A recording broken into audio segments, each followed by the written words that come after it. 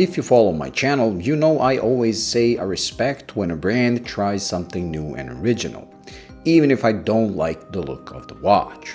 But sometimes that original and new design just happens to be done to my liking. And that's the case with this GMT watch from Econeutra, an Italian brand with a weird name.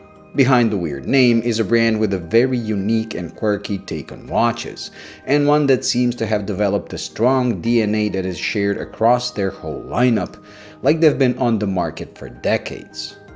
In a time when it's getting harder and harder to create an original design without going to extreme weirdness, Econeutra somehow managed to hit that fine balance of creating a watch that looks original, shares their DNA, but at the same time looks balanced and classical. They managed that using details that we'll get into in a minute. The watch is classical in shape and size at 40mm in diameter and just over 46 lug to lug, making it pretty much perfect for my 6.5-inch wrist, or any size wrist for that matter.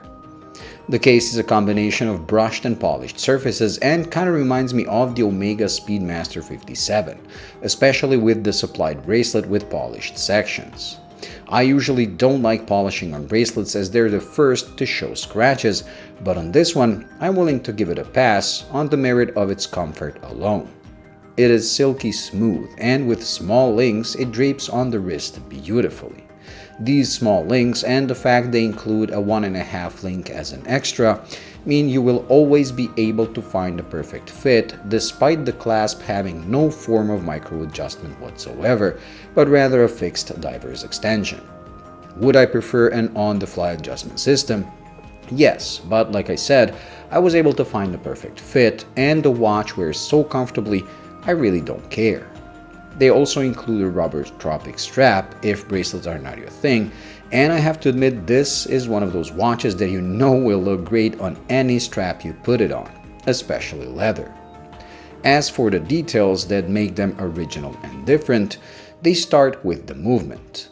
Instead of the usual Sellita or ETA GMT movement used by most brands at this price point, they went with Sawprod. Despite the movement probably being on the same level technically as the ones from ETA and Sellita, I always feel like Sawprod is somehow superior. I'm not saying it is, but it's just my perception. Just like the former two, this is a collar GMT, meaning you can adjust the GMT hand independently. It also beats at 28,800 bph and comes with about 40 hours of power reserve.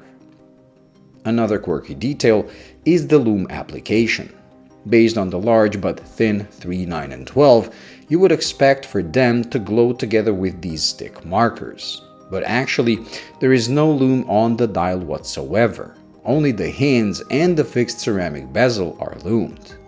At first, I was confused, but then realized it's not really that bad. I can still read the time in the dark, while at the same time, the watch looks unlike anything I have seen before when the lights go out.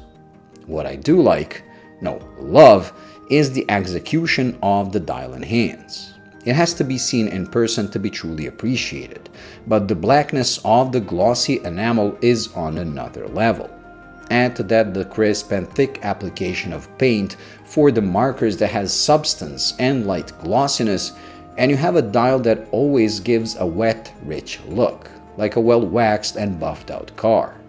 It simply draws you in and plays with the light in a beautiful way, and shows not all printing and paint application is done the same.